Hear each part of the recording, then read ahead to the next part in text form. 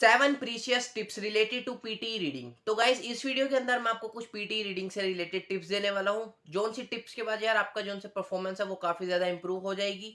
यार PT reading से यार सबको डर लगता है, यार मेरे को भी डर लगता था, आपको भी डर लगता होगा यार, तभी आप ये वाली वीडियो देख रहे हैं। यार डर क्यों लगता है उसका एक रीजन है, क्योंकि यार पीटी रीडिंग के अंदर भाई ना ही कोई टेम्पलेट वर्क करता है, ना ही कोई टिप्स वर्क करती है, ना ही कोई ट्रिक्स वर्क करती है। यार इसके अंदर भाई पीटी जोन सा आपका रीडिंग के अंदर भाई प्योर आपकी रीडिंग स्किल्स चेक करता है। तो यार देखो सबकी रीडिंग स्किल्स तो अच्छी नहीं होती, ऑफ कोर्स नहीं होती यार, कईयों की होती है यार, आप लोगों के लिए तो वो वीडियो है भी नहीं।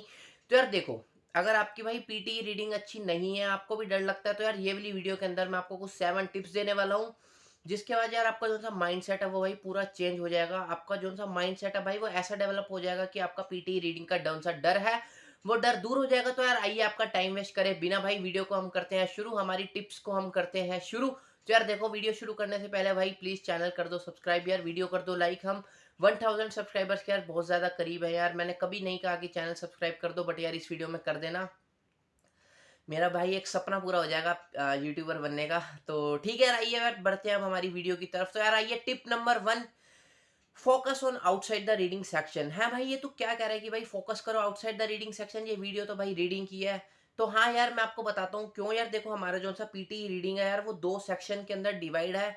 2 सेक्शन कौन से भाई, एक इनसाइड द रीडिंग सेक्शन, एक outside the reading section. Inside the reading section के अंदर भाई वही आ जाता है हमारे MCQ single answer, MCQ multiple answer, fill in the blanks, reading writing, fill in the blanks और रीऑर्डर। ये वाले 5 भाई इनसाइड द रीडिंग सेक्शन आ जाते हैं। भाई आउटसाइड द रीडिंग सेक्शन का क्या मतलब है? यार देखो, जो सा भाई हमारा पीटीई है, पियर्सन जो सा यार वो इंटीग्रेटेड होता है। इंटीग्रेटेड का क्या मतलब होता है? यार जैसे आपके जैसे स्पीकिंग के मार्क्स है भाई, स्पीकिंग के जो से मॉड्यूल्स हैं जैसे रीड अलाउड, रिपीट सेंटेंस, इसके जो से मार्क्स है भाई सिर्फ आपकी स्पीकिंग में नहीं लगते, ये इंटीग्रेटेड है। इसके मार्क्स यार आपके और भी सेक्शंस में लगेंगे जैसे रीडिंग, लिसनिंग, राइटिंग। अब भाई कैसे? अब यार देखो, जैसे रिपीट सेंटेंस है, रिपीट सेंटेंस क्या यार, आप पहले सुनते हो फिर आप बोलते हो, मतलब आप लिसन भी कर रहे हो, आप स्पीक भी कर रहे हो, तो यार आपका ये स्पीकिंग में भी कंट्रीब्यूट करता है और आपके लिसनिंग में भी। भाई same with read aloud. Read aloud के अंदर भाई आप पहले पढ़ते हो उसके बाद आप बोलते हो, तो भाई ये आपके रीडिंग स्किल्स भी चेक करता है और ये आपकी स्पीकिंग स्किल्स भी चेक करता है। तो भाई जैसे अब रीड अलाउड है, भाई रीड अलाउड के मार्क्स आपके जोन से हैं स्पीकिंग में भी लगते हैं और भाई रीडिंग में भी लगते हैं। इसी तरीके से अब जो कौन कौन से मॉड्यूल्स हैं जिसके मार्क्स आपके रीडिंग के अंदर भी लगते हैं, तो उसके बारे में भाई बात कर लेते हैं। सबसे पहला भाई read aloud. Read aloud contribute 20 to 25 marks towards your reading. क्यों भाई? आप पहले रीड कर रहे हैं फिर आप लिसन कर रहे हैं। एग्जाम के अंदर आपके रीड अलाउड 5 से 6 आते हैं और पर क्वेश्चन 5 मार्क्स का होता है। इस हिसाब से आपके 20 से 25 मार्क्स जोन से हैं वो आपको भाई रीडिंग के अंदर मिल जाएंगे रीड अलाउड से। मतलब आप मान सकते हैं 1/3 रीडिंग के मार्क्स तो भाई आपके यहीं से आ जाएंगे सिर्फ एक रीड अलाउड से। उसके बाद भाई आपके समराइज रिटर्न टेक्स्ट से भाई 5 से 7 मार्क्स मिलते हैं, जो आपका राइटिंग सेक्शन का फर्स्ट मॉड्यूल होता है, ये भी काफी ज्यादा इजी होता है। उसके बाद भाई हाईलाइट इनकरेक्ट वर्ड भाई 10 से 12 मार्क्स आपके भाई कंट्रीब्यूट करता है रीडिंग के अंदर। मतलब मान लो 25, 7, 12, मतलब भाई अबाउट अबाउट 40 to 45 मार्क्स भाई आपके आउटसाइड द रीडिंग सेक्शन ही आप रीडिंग से ला सकते हैं। इसका क्या मतलब भाई, अगर आप भाई रीडिंग को अगर पूरा मतलब छोड़ भी देंगे और आपके तब भी 40 से 45 मार्क्स आ जाएंगे बार, मतलब और मॉड्यूल्स करके। है ना भाई शॉकिंग बात? हाँ भाई देखो, यही बात है। अब भाई रीड अलाउड आप कैसे करेंगे, आइए अब एक एक करके बात कर लेते हैं। अब रीड अलाउड आप कैसे इंप्रूव कर सकते हैं? रीड अलाउड के अंदर आपको क्या करना होता है? Maintain fluency. आपको भाई फ्लुएंसी मेंटेन करनी है, आप तभी फुल मार्क्स ला पाएंगे। भाई डोंट रश, आपको बहुत तेज भागना नहीं है, आपकी कोई ट्रेन नहीं छूट रही। भाई डोंट स्पीक स्लो, आपको बहुत ज्यादा स्लो नहीं बोलना है। माई नेम इज बिस्मान सिंह, आपको इतना स्लो नहीं बोलना है वरना आपके फ्लुएंसी के मार्क्स कट जाएंगे। यू कैन स्किप वर्ड्स, यार आप स्किप वर्ड्स कर सकते हैं रीड अलाउड के अंदर। आपको अगर कोई डिफिकल्ट लगता है वर्ड, जिसको आपको लगता है कि आप प्रोनाउंस नहीं कर पाएंगे, आप अटक जाएंगे, तो आप उसे स्किप कर सकते हैं। उसके बाद भाई नो अनवांटेड पोजेज, आपको ऐसे अनवांटेड पोजेज नहीं देने, आपको स्लाइटली से पोजेज देने हैं फुल स्टॉप और कॉमा के ऊपर। उसके बाद भाई नो फंबल, आपको अटकना नहीं है। ये कुछ टिप्स हैं भाई, आप कैसे रीड अलाउड इंप्रूव कर सकते हैं। आप कैसे रीड अलाउड के अंदर 20 से 25 से आप 25 से 30 मार्क्स आप लेके आ सकते हैं, और वो मार्क्स आपके स्पीकिंग में भी लगेंगे और रीडिंग में भी लगेंगे। मतलब आप मान लो 25 मार्क्स आपके यहाँ से आ गए रीडिंग के अंदर, अब बचे 65 मार्क्स। उसके बाद भाई समराइज रिटर्न टेक्स्ट। भाई समराइज रिटर्न टेक्स्ट के अंदर भाई मेरी वन एंड ओनली टिप्स रहेगी कि भाई यूज टेम्पलेट। आपका टेम्पलेट भी बहुत ईजी है, आप वीडियोस देख सकते हैं, मैंने अब चैनल पे और भी बहुत सारी वीडियोस डाली हुई हैं रीडिंग, स्पीकिंग सबसे रिलेटेड। आप जाके चैनल चेकआउट कर सकते हैं, आप और भी प्रैक्टिस कर सकते हैं वहाँ से भी, और अंडरस्टैंडिंग कर सकते हैं। भाई देखो, समराइज रिटर्न टेक्स्ट के अंदर आपको कुछ भी नहीं करना है, आपको 2 फुल सेंटेंसेस उठाने हैं, बीच में आपको एंड लगाना है, एंड में आपको फुल स्टॉप लगाना है, and yes you are good to go. आपका 2 से 4 मिनट के अंदर ये हो जाएगा और आपके 5 से 7 मार्क्स जो से हैं रीडिंग के अंदर पक्के हो जाएंगे और राइटिंग के अंदर भी। उसके बाद भाई हाईलाइट इनकरेक्ट वर्ड्स, भाई हाईलाइट इनकरेक्ट वर्ड्स भाई आपका लिसनिंग का मॉड्यूल होता है। इसके अंदर भाई आपको हाईलाइट करने होते हैं इनकरेक्ट वर्ड्स। इसके अंदर भाई मैं आपको टिप्स दूं तो भाई डोंट हाईलाइट इन डाउट, क्योंकि यार ये वाले मॉड्यूल के अंदर भाई नेगेटिव मार्किंग होती है। अगर आप एक वर्ड गलत हाईलाइट करेंगे तो आपको भाई -1 हो जाएगा। तो आपको हाईलाइट तभी करना है जब आप भाई बिल्कुल कंफर्म है हाँ कि भाई यही आपका करेक्ट आंसर है, मतलब ये गलत है, आपको गलत हाईलाइट करना है तो यही इनकरेक्ट वर्ड है, आपको तभी करना है अगर आपको श्योरिटी है, वरना आपको नहीं करना। भाई don't read what you listen, आपको भाई वो नहीं पढ़ना जो आपने सुना है, बल्कि आपको जो लिखा है वो ही पढ़ना है। भाई ये थोड़ी सी आपके मैं कह सकता हूँ लिसनिंग स्किल्स है। आपको लिसनिंग स्किल्स की भी अगर वीडियो चेक करनी है तो आपको यहाँ पे आ रही होगी, आप डिस्क्रिप्शन में भी लिसनिंग के ऊपर भी वीडियोस देख सकते हैं। तो भाई अब मैंने आपको बता दिया कि भाई आपको आउटसाइड द रीडिंग सेक्शन 40 से 45 मार्क्स आपको कैसे सिक्योर करने हैं। मतलब भाई आपका आधा काम तो अभी आपने रीडिंग शुरू भी नहीं करा था और आपका आधा काम यहीं पे हो गया। यस यार, आपका आधा काम यहीं से हो गया। भाई यही होता है यार, एक अंडरस्टैंडिंग की ताकत होती है। अगर आप भाई पागलों की तरह सारे मॉड्यूल करते रहोगे, आप अगर भागते रहोगे फिल इन दी ब्लैंक्स वगैरह के ऊपर, तो भाई आपका स्कोर नहीं आएगा। आपकी जितनी मर्जी इंग्लिश अच्छी होगी तब भी नहीं आएगा, जब तक आपको यार अंडरस्टैंड ही नहीं होगा कि भाई मेरे को मार्क्स कौन से कहाँ से मिलेंगे। तो ठीक है यार, मैंने आपको बता दिया रीड अलाउड से 20 से 25 मार्क्स। उसके बाद भाई समराइज रिटन टेक्स्ट से 5 से 7 मार्क्स। उसके बाद हाईलाइट इनकरेक्ट वर्ड से 10 से 12 मार्क्स। मतलब यार आधा काम आपका बाहर से हो जाएगा। आपका आधा डर आई होप यहीं से खत्म हो गया होगा। अगर आप भी डर रहे होंगे भाई fill in the blanks, fill in the blanks, आइए फिल इन दी ब्लैंक्स के ऊपर भी आगे बात करेंगे। तो बट अगर आप समझ गए होंगे कि भाई आपके कुछ हद तक 50% मार्क्स तो आपके आउटसाइड द रीडिंग सेक्शन ही आ जाते हैं। ये थी हमारी टिप नंबर 1। उसके बाद भाई टिप नंबर 2 आ जाती है भाई skip single answer and multiple answer. Single answer and multiple answer क्या है भाई? देखो, आपके जो सा रीडिंग के अंदर एमसीक्यू सिंगल आंसर और एमसीक्यू मल्टीपल आंसर है, उसको आपको स्किप करना है। आपको स्किप क्यों करना है भाई? ऐसा तू मत बोले, ऐसे तू वगैरह की स्किप करना है भाई, मेरे मार्क्स कट जाएंगे आपके।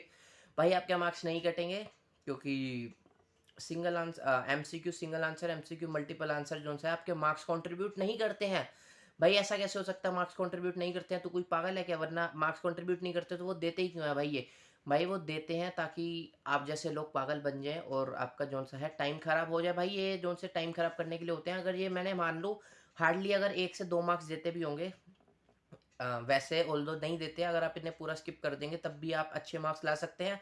मान लिया कि चलो ये 1 से 2 मार्क्स देते भी हैं, और भाई देखो आपका जो था भाई पूरा रीडिंग सेक्शन होता है भाई वो 30 मिनट होता है। जो से मैंने आपको 5 बताए हैं वो 30 मिनट के अंदर आपको करने होते हैं। अगर आप भाई एमसीक्यू सिंगल आंसर और एमसीक्यू मल्टीपल आंसर जो 1 से 2 मार्क्स कॉन्ट्रीब्यूट करते हैं, आपके कहने पर मैं कह रहा हूँ, तो भाई अगर आप इस पर अगर टाइम वेस्ट करेंगे तो भाई आपके वैसे जो से फिल इन दी ब्लैंक्स है जो भाई 20 से 25 मार्क्स कंट्रीब्यूट करते हैं, भाई उसके लिए आपको टाइम ही नहीं बचेगा। अगर आपके उसके लिए टाइम ही नहीं बचेगा तो भाई आपके रीडिंग के ऑलरेडी मार्क्स वैसे ही गिर जाएंगे। तो भाई मेरी सलाह यही है, आपको जो सा भी single answer and multiple answer है आपको ब्लाइंडली बिलीव करना है कि भाई ये मार्क्स कंट्रीब्यूट नहीं करते, और आपको एग्जाम के अंदर इन पे without even waste a single second आपको इसको स्किप कर देना है। उसके बाद आइए भाई बढ़ते हैं हमारी नेक्स्ट टिप की तरफ। भाई reorder is not a priority. भाई तू कह रहा है कि पहले भाई MCQ single answer MCQ multiple answer skip कर दे, अब कह रहा है कि भाई रीऑर्डर भी प्रायोरिटी नहीं है। भाई तो चाह कह रहा है पूरा एग्जाम स्किप कर दूं क्या? भाई नहीं, समझने वाली बात है। आपका टारगेट क्या है? आपका टारगेट है 65 लाने का, ठीक है? 65 का आपका टारगेट है, और मैंने आपको पहले ही बता दिया कि भाई 40 से 45 से 40 मार्क्स आप जोन से हैं वो आउटसाइड द रीडिंग सेक्शन ही ला सकते हैं, रीड अलाउड हाईलाइट वगैरह करके। तो उसके बाद भाई आपके कितने बचे? आपके भाई 20 मार्क्स बचे।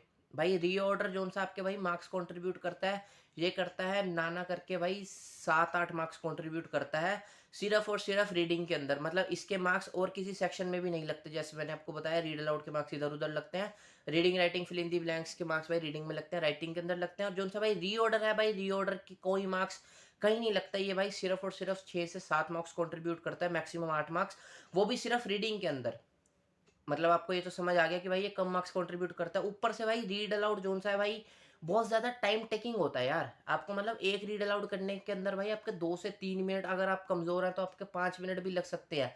मैंने आपको पहले ही कहा है कि भाई 30 मिनट का पूरा होता है। अगर आप भाई इसके अंदर ही 5-10 मिनट दे देंगे तो भाई इसके बाद आपके फिल इन दी ब्लैंक्स के अंदर आपको टाइम नहीं मिलेगा, तो आपका मार्क्स वैसे ही रिड्यूस हो जाएंगे। भाई दूसरा भाई ये हार्ड टू लर्न है यार, इसकी जो सी स्ट्रेटेजीज वगैरह है रीऑर्डर वगैरह करने की, ये काफ़ी ज़्यादा मुश्किल है भाई, इसको याद करना मुश्किल होता है। और भाई आप जितनी मर्जी प्रैक्टिस कर लो, जितनी मर्जी प्रैक्टिस कर लो, मैं 100% गारंटी देता हूँ यू कांट बी 100% एक्यूरेट। आप कभी भी 100% एक्यूरेसी के साथ इसके अंदर फुल मार्क्स नहीं ला सकते। अगर आप 1000 क्वेश्चन भी प्रैक्टिस कर लोगे ना भाई, उसके बाद भी अगर आप करोगे तो भाई आप एक आधी गलती ज़रूर करोगे। उसके बाद भाई कंट्रीब्यूट्स ओनली इन रीडिंग, सिर्फ रीडिंग के अंदर कंट्रीब्यूट करता है। तो इसीलिए यार आपको रीऑर्डर के ऊपर इतना फोकस नहीं करना। अगर आपका भाई टारगेट है सिर्फ 59 और 65 लाने का, अगर भाई आपका टारगेट है फुल 90 लाने का या फिर 79 लाने का, तो यार आपको मैं कहूँगा कि थोड़ी बहुत, तब भी मैं कह रहा हूँ थोड़ी बहुत रीऑर्डर की प्रैक्टिस करना।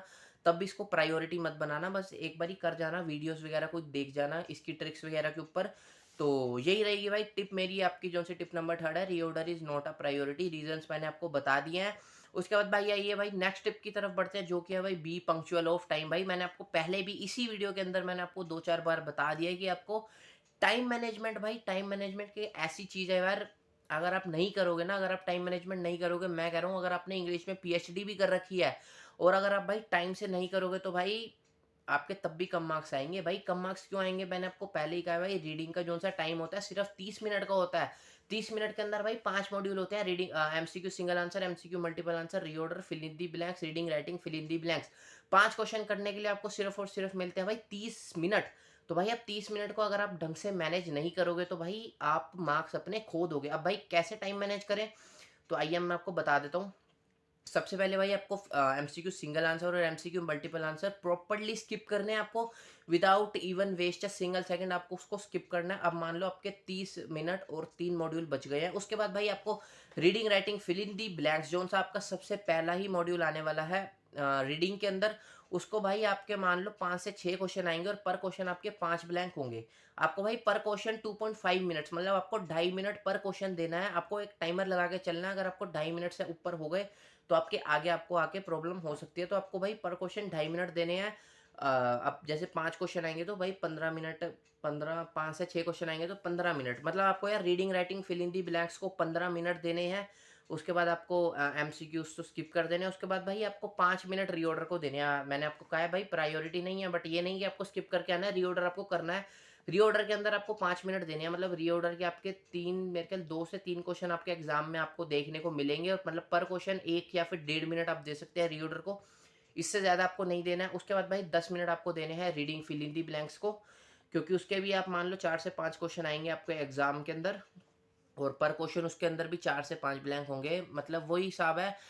2.5 मिनट पर क्वेश्चन आपको देने हैं फिल इन दी ब्लैंक्स को। उसके बाद रीऑर्डर को आपको देने हैं 5 मिनट। और भाई टाइम का बिल्कुल पंक्चुअल रहना, ये मत सोचना कि अगला क्वेश्चन मैं जल्दी कर दूंगा। भाई हो भी सकता है कि आप कोई कोई क्वेश्चन मान लो 30 सेकंड में भी कर दो, और कोई कोई क्वेश्चन के अंदर आप 5 मिनट भी लगा दो। तो आपको एक तरीके से एवरेज लेके चलना है कि आपको हाँ 2.5 मिनट्स पर क्वेश्चन देना है। एंड भाई ये मेरी स्ट्रिक्ट वार्निंग है भाई, इसको पंक्चुअल जरूर रहना। इसको अगर आपने थोड़ा भी लीनियंट रहा कि आपको हाँ एक क्वेश्चन में अटक गए हो, आप उसी के अंदर लगे हो, तो भाई स्किप कर देना उसको या फिर तुक्का मार देना, बट टाइम के अंदर करना। उसके बाद भाई हमारी नेक्स्ट टिप आ जाती है भाई लर्न ग्रामर शॉर्टकट्स। भाई देखो ग्रामर भाई एक ऐसी चीज़ है, ग्रामर शॉर्टकट्स एक ऐसी चीज़ है जो भाई आपका जो सा क्वेश्चन है उसकी भाई आप मान लो अगर एक किसी क्वेश्चन में आपको 5 मिनट लग रहे हैं ना, और अगर आपने ग्रामर शॉर्टकट्स करे, भाई आप वो 5 मिनट को आप 1 मिनट तक लेके आ सकते हैं। भाई मतलब आप मान लो फिल इन दी ब्लैंक्स के अंदर ग्रामर शॉर्टकट्स एक तरीके से मैजिक का वर्क करते हैं। यार देखो अब मैंने आपको बताया कि पर क्वेश्चन आपके 4 से 5 ब्लैंक आते हैं, तो भाई 5 में से भाई ना करके 2 से 3 ब्लैंक आप जो से ग्रामर शॉर्टकट से कर सकते हैं। ये नहीं कह रहा कि भाई सारे क्वेश्चन ग्रामर शॉर्टकट से होंगे, बट आपके भाई इजीली 5 में से, चलो बड़ी बात नहीं करता, आपके दो जोन से क्वेश्चन है भाई वो ग्रामर शॉर्टकट से हो जाएंगे इजीली। मतलब आपको विदाउट एनी मेहनत भी नहीं करनी है, आपको क्वेश्चन सामने दिखेगा और आपको सीधा आपको आंसर पता लग जाएगा। ग्रामर शॉर्टकट एक ऐसी चीज़ है, मैंने भाई अपने चैनल पे भी भाई आपको यहाँ पे शो हो रही होगी, तो ग्रामर शॉर्टकट्स के ऊपर भाई वीडियोस अपलोड करी हैं, आप वो वाली चेकआउट कर सकते हैं। अब भाई ग्रामर शॉर्टकट्स होता क्या है, देखो ग्रामर शॉर्टकट्स होता है भाई पीटी क्या, इंग्लिश के ही भाई कुछ रूल्स होते हैं जो हमेशा लगते हैं। अब जैसे भाई for example after is am are was were, अगर एक्टिव फॉर्म है तो भाई आईएनजी आएगा वर्ब के साथ, और अगर पैसिव फॉर्म है तो भाई थर्ड फॉर्म आएगी। अब जैसे कि भाई आई एम प्लेइंग, आईएनजी आता है, देखो एम के बाद he is doing his homework, and for example they were fighting, मतलब is am are was were के बाद आईएनजी आएगा इफ आपकी एक्टिव फॉर्म है, और पैसिव फॉर्म के साथ भाई ईडी आता है। जैसे ही इज प्लेड, वो खेलता है, ठीक है। आपको मतलब एक्टिव पैसिव के बीच में अगर आपको डिफरेंस नहीं पता, ये मैंने जो सी वीडियोस अपलोड करी हैं अगर आप देख लोगे इसके अंदर मैंने आपको काफ़ी ज़्यादा ब्रीफ के अंदर बताया। आप जैसे भाई next rule has have had के बाद भाई थर्ड फॉर्म आती है, I have done my homework, I had I had अभी एग्जाम्पल मेरे को एट अ टाइम याद नहीं है, बट यार ये हमारे कुछ रूल्स होते हैं। जैसे भाई टू या फिर विल के बाद भाई आपकी वर्ब की फर्स्ट फॉर्म आती है, ये भी एक रूल होता है। अब जैसे भाई एक सामने आपको एक एग्जांपल देता हूँ क्वेश्चन का, तो आइए क्वेश्चन की तरफ बढ़ते हैं। तो अब यार आपको सामने एक क्वेश्चन दिख रहा होगा, आपको ये क्वेश्चन के को ग्रामर शॉर्टकट से सॉल्व करना है। इसके लिए मतलब मान लो 1 2 3 ब्लैंक है, पर ब्लैंक में आप 30 सेकंड मान के चलोगे तो आपको ये 1.5 मिनट्स के अंदर करना है। अब भाई 1.5 मिनट्स के अंदर करना है, तो आइए अब हम इसे सॉल्व करते हैं। आप भी पहले मतलब पहले मैं कर रहा हूँ, आप पोस्ट करके आप पहले खुद करने की कोशिश करिए, उसके बाद मैं आपको मतलब मैं कराता हूँ। तो ठीक है, आइए बढ़ते हैं अब आंसर की तरफ। Last Saturday, Amanda, Mike, and Alan went to a new modern art museum in the city center. They were dashed by the works. अब देखो they were dash, अब भाई वर है भाई। देखो अगर आपने ग्रामर शॉर्टकट्स पढ़े होंगे भाई आपको पता है कि भाई वर के बाद अगर एक्टिव फॉर्म होती है आईएनजी आता है, पैसिव फॉर्म होती है ईडी आता है। अब भाई एक्टिव पैसिव का कैसे पता लगेगा, दे वर डैश बाय द वर्क। ठीक है, ये भाई ये पैसिव फॉर्म है भाई। पैसिव फॉर्म क्यों है भाई, अगर आपने भी सुना होगा भाई पैसिव फॉर्म के अंदर जैसे ही is beaten by him, the apple is eaten by Rahul by, जैसे फिर ये they were dash by the workers. मतलब यार ये पैसिव फॉर्म है। डिटेल के अंदर मैंने वीडियो अपलोड करी हुई है, आप चेकआउट कर सकते हैं, लिंक डिस्क्रिप्शन में होगा। तो भाई अब यहाँ पे मेरे को पता है पैसिव फॉर्म है, वर है, तो भाई थर्ड फॉर्म के अंदर ही कोई आंसर आना है। अब भाई थर्ड फॉर्म के अंदर एग्जाम्पल आना है, मेरे को नीचे ऑप्शंस पढ़ने से पहले ही पता लग गया थर्ड फॉर्म के अंदर आना। भाई थर्ड फॉर्म में नीचे क्या क्या देख रहा है, इम्प्रेस नहीं आ सकता, पजल्ड पजल्ड आ सकता है, डिस्प्लेड आ सकता है, प्लेड आ सकता है, सीन आ सकता है। ठीक है, तो भाई अब ये चार ऑप्शन आ गया। भाई यहाँ पे अब थोड़ा सा आपको कॉमन सेंस यूज करनी पड़ेगी। अब भाई देखो they were puzzled by the works, works के साथ पजल्ड नहीं हो सकते। डिस्प्लेड आ सकता है, they were displayed by the works. Played नहीं आ सकता, सीन नहीं आ सकता, they were seen by the works. तो यार देखो यहाँ पे आंसर इसका भाई डिस्प्लेड हो जाएगा। अब देखो मेरे को पता था कि भाई वर्क के बाद थर्ड फॉर्म लगनी है, मैंने इम्प्रेस सी प्ले इन सब की तरफ देखा तक नहीं, मेरे को सीधा पता था थर्ड फॉर्म आनी है। तो भाई मेरी नज़र ही सीधा थर्ड फॉर्म वाले पे गई। तो भाई ये होती है पावर ग्रामर शॉर्टकट्स की। उसके बाद भाई आगे बढ़ते हैं। Mike had dash many modes modern arts. तो माइक हैड डैश, भाई अब देखो डैश के बाद भाई मेरे को हेड के बाद भाई मेरे को पता है थर्ड फॉर्म आती है दोबारा। अब डिस्प्लेड ऑलरेडी सॉल्व्ड है। उसके बाद भाई Mike had puzzled many modern, नहीं पजल्ड नहीं आ सकता। प्लेड मैनी मॉड्स नहीं। सीन, यहाँ पे भाई सीन आ सकता है क्योंकि वो कह रहे हैं Mike had dash many modern arts, उसने बहुत सारी मॉडर्न आर्ट्स देखी हैं। तो उसने मॉडर्न आर्ट्स के साथ खेला तो होगा नहीं, उसने डिस्प्ले तो करी नहीं होगी, पजल तो करा नहीं होगा, तो उसने सीन, उसने बहुत सारी मॉडर्न आर्ट्स देखी हैं। सो देवर डैश अब they were about to dash the museum. भाई देखो मैंने आपको बताया कि भाई टू के बाद फर्स्ट फॉर्म ऑफ वर्ब आती है, तो इम्प्रेस आ सकता है, पजल नहीं आ सकता third form, display third form नहीं आ सकता, सी आ सकता है, प्ले आ सकता है, प्लेड नहीं आ सकता, सीन नहीं आ सकता, लीव आ सकता है, सो नहीं आ सकता। तो भाई अब हमारे पास ऑप्शन है सी, प्ले या leave. They were about to see the museum नहीं आ सकता। Play play the museum, play play थोड़ी करते हैं म्यूजियम के साथ। They were about to leave the museum आएगा क्योंकि यार यहाँ पे वो कह रहा है कि माइक जोन्स है ऑलरेडी बहुत सारी मॉडर्न आर्ट्स देख चुका है, तो भाई वो सोच रहे थे जाने का, तो वो जाने वाले थे। तो भाई they were about to leave the museum. तो यार देखो इसके अंदर मैंने ग्रामर शॉर्टकट्स भी यूज़ करे और थोड़ा बहुत भाई कॉन्टेक्स्ट तो आपको समझना ही पड़ेगा। अब मतलब कर भी सकते हैं पूरा ग्रामर शॉर्टकट के साथ। अब जैसे यार मैंने थर्ड फॉर्म के 3 4 थे, तो उसके बाद आपको वहाँ पे कंटेस्ट लगाना पड़ेगा। तो ऐसे आपको भाई करने हैं सॉल्व। ये इजी लगता है यार अगर आपको एक बार ग्रामर शॉर्टकट्स आता होगा, अगर आपकी रीडिंग स्किल्स अच्छी है, आप फास्ट रीड कर लेते हो, तो आप इजीली कर पाओगे। तो यही थी भाई मेरी कुछ टिप्स ग्रामर शॉर्टकट्स के ऊपर। आप वीडियो देख लेना, काफ़ी ज़्यादा हेल्पफुल रहेगी। उसके बाद भाई आइए हम हमारी नेक्स्ट टिप की तरफ बढ़ते हैं, जो कि है भाई always use bottom up approach. भाई बॉटम अप अप्रोच क्या होता है भाई, when ever you have a doubt leave it empty. मतलब देखो बॉटम अप अप्रोच होता है यार, जैसे आपके फिल इन दी ब्लैंक्स या reading writing fill in the blanks है। तो यार देखो अगर आपको पहला नहीं आता तो आपको उसको पहले करना नहीं है। आप मतलब ये नहीं कि भाई फर्स्ट पे ही अटक गए हो, आप 5 मिनट उसी पे लगे हो, उसको आप लीव करो, नीचे बढ़ो। आप पहले नीचे वाले करो फिर ऊपर आओ। भाई इसका क्या फ़ायदा होगा, देखो यार इसका सबसे बड़ा फ़ायदा तो ये होगा भाई, कई बार क्या होता है भाई हमें डाउट होता है कि भाई इसका ये आंसर सही है या गलत है, तो हम भाई गलत आंसर कर देते हैं। उसके बाद भाई नीचे वाले ब्लैंक के अंदर हमारा वो वाला ऑप्शन नहीं होता, क्योंकि वो वाला आंसर नीचे वाले का होता है तो भाई हमारा नीचे वाला भी गलत होगा, ऊपर वाला भी गलत होगा।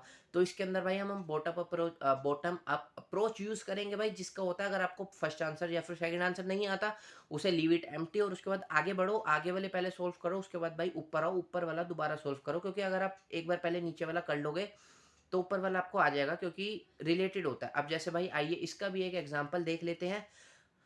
Performance appraisals has traditionally been considered the best way. देखो यार पहले आप इसको खुद करो पॉज करके, उसके बाद भाई मैं आपको करा रहा हूँ, आप फिर देखना कि आप भाई सेम अप्रोच के साथ कर रहे हो या फिर नहीं कर रहे। तो आइए ठीक है। Performance appraisals have traditionally been considered the best way to dash and employees performance. अब देखो यार डैश टू के बाद मेरे को पता फर्स्ट फॉर्म आती है, इससे पुराने वाला पॉइंट है ये ग्रामर शॉर्टकट्स। तो टू के बाद फर्स्ट फॉर्म आती है। अब भाई थर्ड फर्स्ट फॉर्म के अंदर भाई प्रोसेस प्रोसेस आ सकता है, अबोलिश आ सकता है, इवेल्युएट आ सकता है, प्रेजेंट आ सकता है, वैल्यू आ सकता है, रेटिंग नहीं आ सकता, मोनोपलाइज नहीं आ सकता। तो भाई यार मेरे को तो भाई डाउट है, समझ ही नहीं आ रहा है यहाँ पे क्या आएगा यार।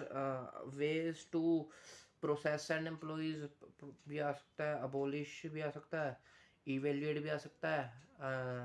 क्या करूँ यार, मेरे को तो समझ नहीं आ रहा। तो अच्छा यही तुक्का मार देता हूँ। तो आपको यार ये नहीं करना, तुक्का नहीं मारना है। अगर आपको समझ नहीं आ रहा लीव इट एम्प्टी। आइए अब आगे बढ़ते हैं। But increasingly organisations are finding them of a little dash. Organisations are finding them a little dash. Organisations ने उन्हें कुछ little process, organising finding them a little process नहीं होता कुछ भी, लिटिल अबॉलिश नहीं होता, लिटिल इवेल्यूएट कुछ नहीं होता, लिटिल प्रेजेंस कुछ नहीं होता, लिटिल वैल्यू। यहाँ पे लिटिल वैल्यू आएगा भाई। देखो ये कंटेस्ट के ऊपर है, क्योंकि वो बात कर रहे हैं कि भाई परफॉर्मेंस अप्रेजल जो सा होता है भाई वो बहुत ज़्यादा ट्रेडिशनली वेज है, जो धीरे धीरे एम्प्लॉयज़ की परफॉर्मेंस को करती है एनालाइज। अब एनालाइज देखो मेरे को फर्स्ट वाले का भी कंटेस्ट समझ आ गया, क्योंकि मैंने नीचे वाली लाइन पढ़ी तो मेरे को ऊपर वाले का भी समझ आ गया। बट अब इसको छोड़ते हैं, आगे बढ़ते हैं। उसके बाद भाई कह रहा है ऑर्गेनाइजेशन उसको जो सा है भाई वो लिटल फाइंड आउट करिए। भाई लिटल क्या फाइंड आउट करेगी, लिटल भाई वैल्यूएबल फाउंड आउट करेगी ना, तो भाई लिटल वैल्यू आएगा यहाँ पे। उसके बाद भाई they also take up a lot of time, उन्होंने बहुत ज़्यादा टाइम लिया। वैंड डेलेटा एनालाइज देयर ओन डैश, उन्होंने भाई अपना क्या किया, अपना ओबोलिश, अपने आप को एनालाइज क्या करेंगे भाई, अपना प्रोसेस एनालाइज किया। तो इसका आंसर भाई प्रोसेस आ जाएगा, अपनी रेटिंग एनालाइज नहीं करे।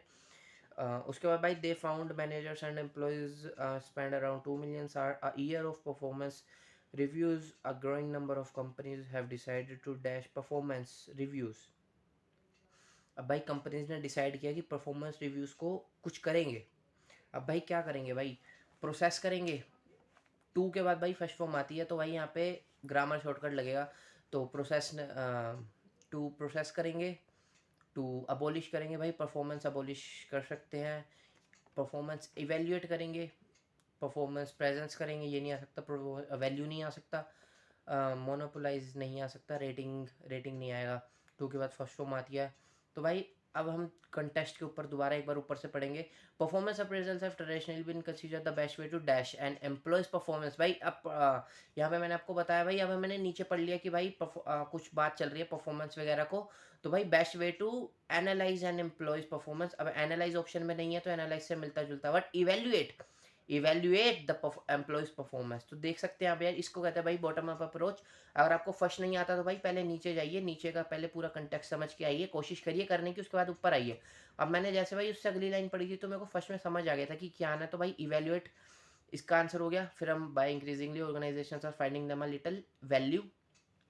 उसके बाद भाई फ़ायदेमंद लगा उन्हें कुछ, फिर उन्होंने भाई कुछ टाइम लिया, उसके ऊपर अपने प्रोसेस को एनालाइज किया। They found managers and employees, उन्होंने देखा कि बहुत सारे आवर्स ऑफ ईयर्स जो से हैं रिव्यू करने में लगाए। फिर भाई ग्रोइंग नंबर ऑफ कंपनीज ने डिसाइड किया कि भाई हम परफॉर्मेंस को रिव्यू करेंगे, रिव्यू टू ऑल टुगेदर।